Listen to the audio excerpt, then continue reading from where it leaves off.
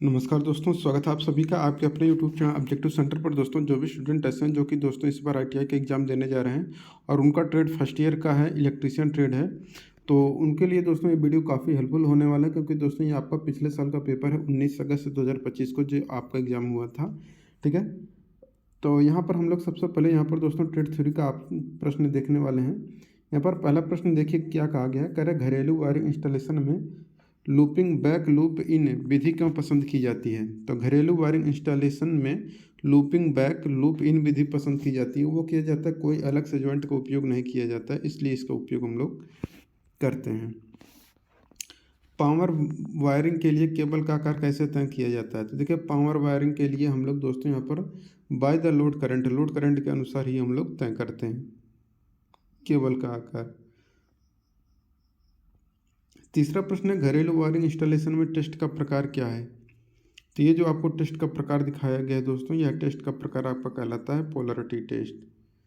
यहाँ से इसका करेक्ट आंसर हो जाएगा पोलैरिटी टेस्ट। चौथा प्रश्न है परमियंस की इकाई क्या होती है। तो देखिए परमियंस की इकाई वेबर पर एम्पियर टर्न से होता है। पांचवा प्रश्न है कि सर्किट में दिखाए गए अनुसार खुले R2 प्रतिरोधक से जुड़े ओम मीटर का रीडिंग क्या है। तो ये जो ओम मीटर है दोस्तों, इसका जो रीडिंग है यह आपका कहलाता है इंडिकेट इनफाइनाइट रेजिस्टेंस, अनंत प्रतिरोध इंडिकेट करता है।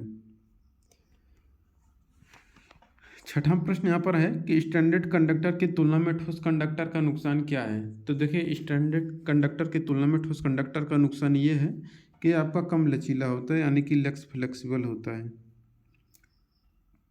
सातवां प्रश्न यहाँ पर कि भूमिगत केबल का कौन सा भाग धातु आवरण को जंग से बचाता है। तो देखिए भूमिगत केबल का जो भाग धातु आवरण को जंग से बचाता है वो आपका बेडिंग कहलाता है। तो दोस्तों जो भी स्टूडेंट इस वीडियो को पीडीएफ चाहते हैं तो आप लोग करना क्या है, ये जो ऑब्जेक्टिव सेंटर एप्लीकेशन है प्ले स्टोर से डाउनलोड करिएगा।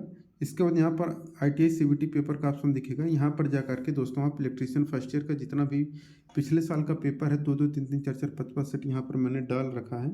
ठीक है, आप लोग जा करके यहाँ से ले लीजिएगा। लगभग 10, 12, 13 यहाँ पर सेट होगा फर्स्ट ईयर का इलेक्ट्रीशियन का। ठीक है, और वहाँ पर आपको दोस्तों अगर निम्मी का क्वेश्चन बैंक लेना है तो स्टडी नोट्स वाले सेक्शन में जाकर के आप निम्मी का क्वेश्चन बैंक ले सकते हैं। जिनको टेस्ट सीरीज लेना है आपको टेस्ट सीरीज वाले ऑप्शन पर क्लिक करना है, इसके बाद निम्मी टेस्ट पर जाना है। यहाँ पर workshop calculation science, employability skill, इसके बाद इलेक्ट्रीशियन ट्रेड का, इंजीनियरिंग ड्राइंग का, ये सारे पीडीएफ आपको मात्र 30-35 रुपये में आपको मिलने वाले हैं। ठीक है, तो जो लेना चाहते हैं आप लोग objective centre application play store से डाउनलोड कर लीजिएगा। तो दोस्तों देखिए भूमिगत केबल के लिए जो धातु आवरण को जंग से बचाता है आपका बेडिंग होता है, इसको मैंने आपको बता ही दिया था। आठवां प्रश्न है कि वायरिंग इंस्टॉलेशन में किस प्रकार का टेस्ट किया जाता है, जैसा कि चित्र में दिखाया गया है। तो ये जो वायरिंग इंस्टॉलेशन टेस्ट है यह आपका कहलाता है दोस्तों आपका insulation resistance test between conductor and earth. नौवां प्रश्न है चित्र में दिखाए गए अनुसार शंट प्रतिरोध मटेरियल का नाम क्या है। तो देखिए शंट प्रतिरोध मटेरियल का ये जो फिगर दिया गया है ये आपका दोस्तों मैग्नीन का, ठीक है, मैग्नीन का ये बनाया जाता है। 10वां प्रश्न यहाँ पर कह रहा है कि मापन उपकरणों में कंट्रोल स्प्रिंग बनाने के लिए किस सामग्री का उपयोग किया जाता है। तो मापन उपकरणों में कंट्रोल स्प्रिंग बनाने के लिए जो सामग्री यूज किया जाता है वह आपका फास्फोर ब्रांज होता है। 11 नंबर का क्वेश्चन करें यहाँ पर कि ठोस चालक की तुलना में तंतु चालक का क्या लाभ है। तो देखिए ठोस चालक की तुलना में तंतु चालक का लाभ है कि मोर फ्लेक्सिबल, यानी कि अधिक लचीला। 12 नंबर का प्रश्न है एमसीबी में बाई मेटालिक स्ट्रिप का क्या कार्य होता है। तो एमसीबी में बाई मेटालिक स्ट्रिप का काम होता है ओवरलोड प्रोटेक्शन का। 13 नंबर के यहाँ पर प्रश्न कहा कि उपभोक्ता मुख्य बोर्ड में सेवा संयोजन आपूर्ति किस स्थान से जुड़ी होगी। तो उपभोक्ता मुख्य बोर्ड में सेवा आपूर्ति संयोजन आपूर्ति दोस्तों ये आपके एनर्जी मीटर से जुड़ा हुआ रहता है। 14 नंबर का प्रश्न है कि नए घरेलू वायरिंग इंस्टॉलेशन में इंसुलेशन के टेस्ट करने के लिए किस उपकरण का उपयोग करते हैं। तो नए घरेलू वायरिंग इंस्टॉलेशन में इंसुलेशन टेस्ट करने के लिए हम लोग मेगर का उपयोग करते हैं। 15 नंबर का प्रश्न है कि जो लेड एसिड बैटरी में ऋणात्मक प्लेट बनाने हेतु कौन सा मटेरियल यूज किया जाता है। तो लेड एसिड बैटरी की ऋणात्मक प्लेट बनाने के लिए जो मटेरियल यूज किया जाता है वह आपका स्पंजी लेड होता है। 16 नंबर का प्रश्न कहा गया सीरीज सर्किट में प्रतिरोधक R2 में वोल्टेज ड्रॉप ज्ञात करिए। यहाँ पर आपको वोल्टेज ड्रॉप ज्ञात करना है। तो जो आप लोगों के यहाँ पर वोल्टेज ड्रॉप आएगा आपका 10 वोल्ट का आने वाला है। अब 17 नंबर का प्रश्न है, ल्यूमिनस तीव्रता की इकाई क्या होती है? तो ल्यूमिनस तीव्रता की जो SI इकाई होती है वह आपका कैंडल है, यानी कि ज्योति तीव्रता की इकाई आपका कैंडेला होता है। 18 नंबर क्वेश्चन करें यहाँ पर, केबलों के इंसुलेशन की मोटाई कौन सा कारक तय करता है? तो केबलों के इंसुलेशन की मोटाई वोल्टेज के आधार पर तय किया जाता है। 19 नंबर का कह रहा है कि ऑटो ट्रांसफार्मर में किस प्रकार का EMF उत्पन्न होता है? तो ऑटो ट्रांसफार्मर है तो आपका सेल्फ इंड्यूस्ड EMF उत्पन्न होता है। 20 नंबर का प्रश्न यहाँ पर कहा कि एक लैंप को 3 विभिन्न स्थानों से नियंत्रित करने के लिए किस स्विच का उपयोग किया जाता है? तो एक लैंप को तो 3 विभिन्न स्थानों से नियंत्रित करने के लिए यहाँ पर हम लोग इंटरमीडिएट स्विच का उपयोग करते हैं। 21 नंबर का प्रश्न है कि कौन सा इंस्ट्रूमेंट इंटीग्रेटिंग इंस्ट्रूमेंट का उदाहरण है? तो इंटीग्रेटिंग इंस्ट्रूमेंट का जो उदाहरण है वो आपका एनर्जी मीटर।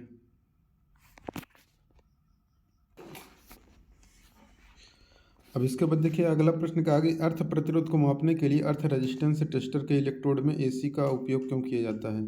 तो अर्थ प्रतिरोध को मापने के लिए अर्थ रेजिस्टेंस टेस्टर के इलेक्ट्रोड में AC का उपयोग किया जाता है, क्योंकि avoid electrolytic EMF interference, electrolytic EMF interference से बचने के लिए। 23 नंबर का प्रश्न है, चित्र में दिखाए गए अनुसार इलेक्ट्रिक आयरन के भाग का नाम क्या है? तो देखिए इलेक्ट्रिक आयरन का जो भाग यहाँ पर दिखाया गया है यह दोस्तों आपका सोल प्लेट कहलाता है। यहाँ पर बी आंसर आपका करेक्ट आंसर हो जाएगा।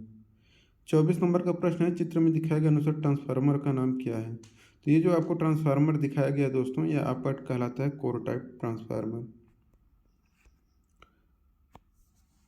25 नंबर का प्रश्न है कि 3 फेज स्टार से जुड़े असंतुलित भार में न्यूट्रल चालक में करंट का मान क्या होगा? तो ये रहता है आपका 3 फेज में करंट का सदिश योग। ठीक है, डी आंसर इसका करेक्ट आंसर होगा।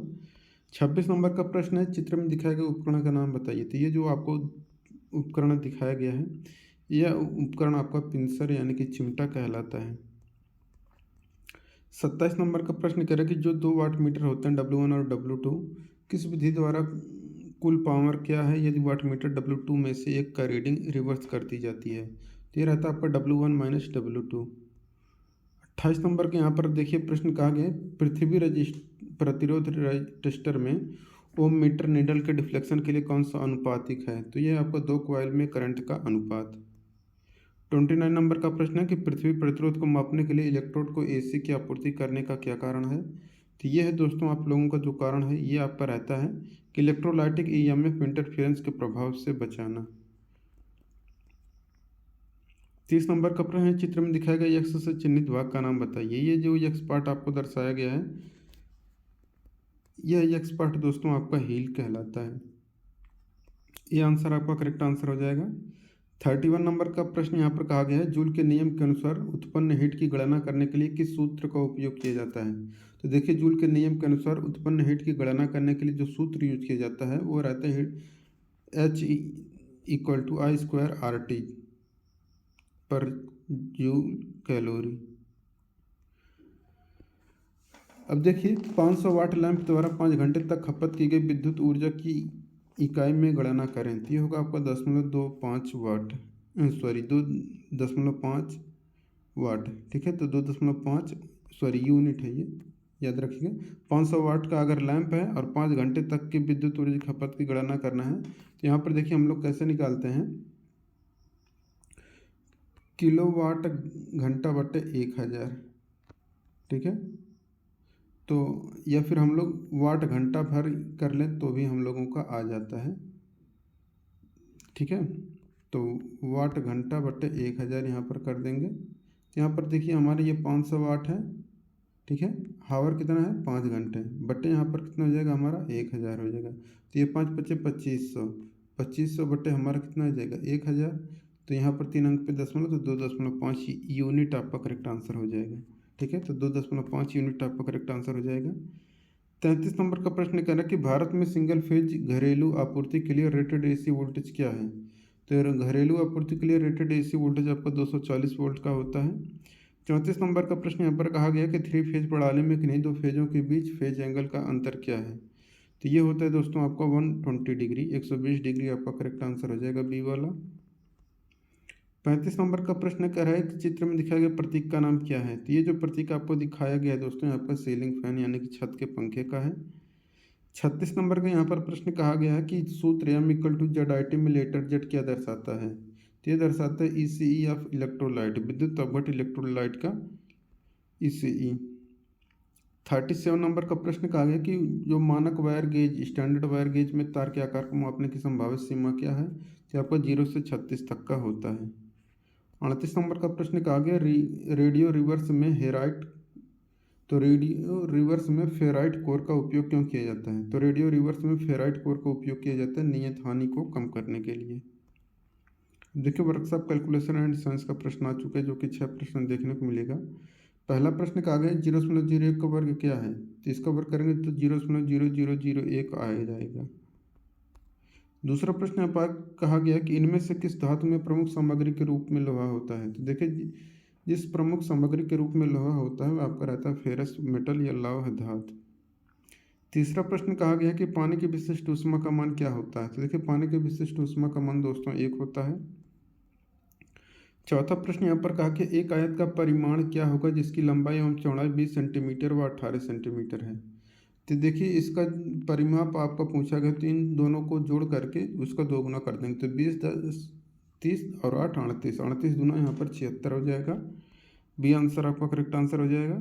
पांचवा प्रश्न यहाँ पर कहा कि वस्तु में निहित पदार्थ की मात्रा को क्या कहते हैं। तो वस्तु में निहित पदार्थ की मात्रा को हम लोग द्रव्यमान कहते हैं। इकाइयों की 2 प्रणाली कौन से, एक तो एक फंडामेंटल यूनिट, दूसरा पर डिराइव्ड यूनिट होता है।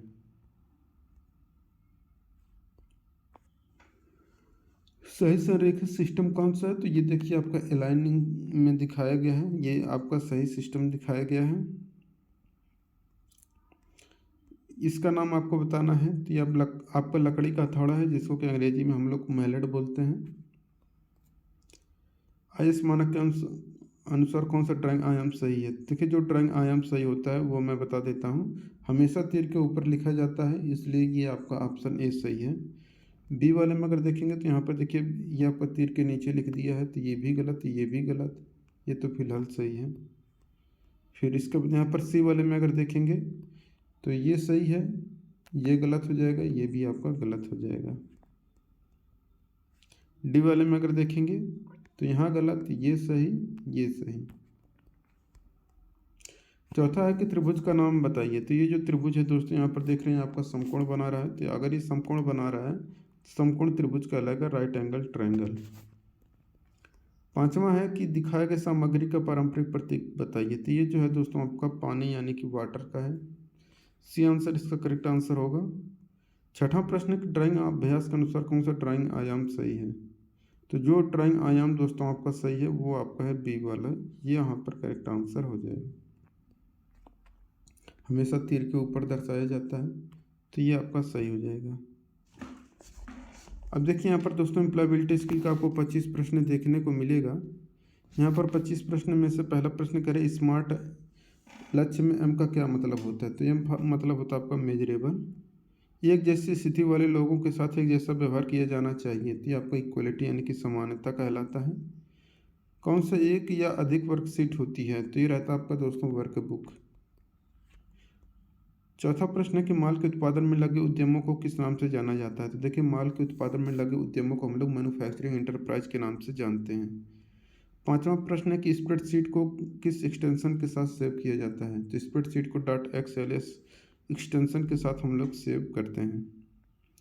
छठा प्रश्न है कच्चे माल की खरीदारी, मजदूरी और वेतन, किराए, बिजली आदि के भुगतान में निवेश किया गया पैसा आपका वर्किंग कैपिटल के अंतर्गत आता है।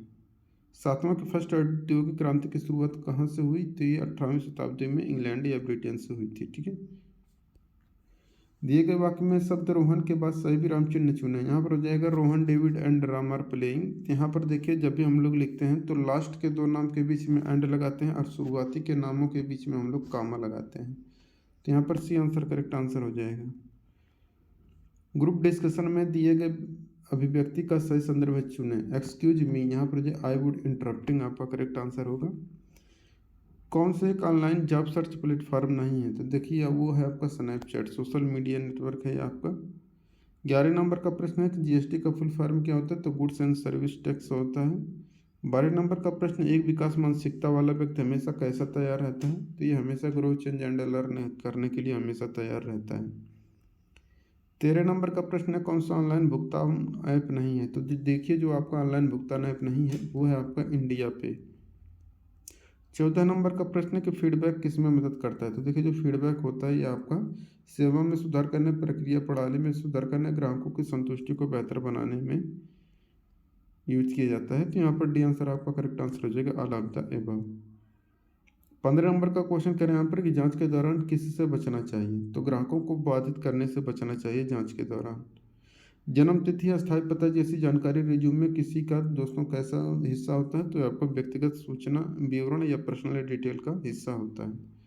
17 नंबर का प्रश्न करें, SMS भाषा में ASAP का अर्थ क्या है? तो ASAP का फुल फॉर्म होता है as soon as possible.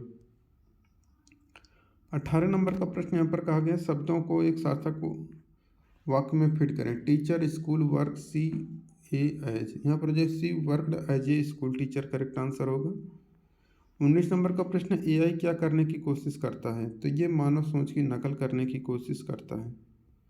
20 number का प्रश्न है, क्रिया की प्रेजेंट प्रोग्रेसिव टेंस के साथ रिक्त स्थान को भरें। द ट्रेन यहाँ पर हो जाएगा is passing through the tunnel. देखिए, 21 नंबर का प्रश्न कहा गया, इनमें से कौन सा कथन सत्य है? तो जो कथन सत्य है ये है कि कुछ शहरों में कुछ नौकरियों के लिए दूसरों की तुलना में अधिक अवसर होते हैं। आज का मौसम कैसा होने जा रहा है? तो आज का मौसम गर्म यानी कि वार्म होने जा रहा है। 23 नंबर का प्रश्न है कि NAPS का फुल फॉर्म क्या होता है? तो नेशनल अप्रेंटिसशिप प्रमोशन स्कीम होता है। 24 नंबर का प्रश्न है कि अनुचित पद को पहचानिए। तो यहाँ पर हो जाएगा, देखिए आपका वायु प्रदूषण, ध्वनि प्रदूषण, जल प्रदूषण होता है, जबकि हरित प्रदूषण किसी भी प्रकार का प्रदूषण नहीं है। तो इनमें से जो अनुचित पद है वो आपका है हरित प्रदूषण। 25 नंबर का प्रश्न कह रहे हैं, PC से टेलीफोन लाइन को जोड़ने के लिए किस युक्ति का उपयोग करते हैं? तो इसके लिए हम लोग मॉडेम का उपयोग करते हैं।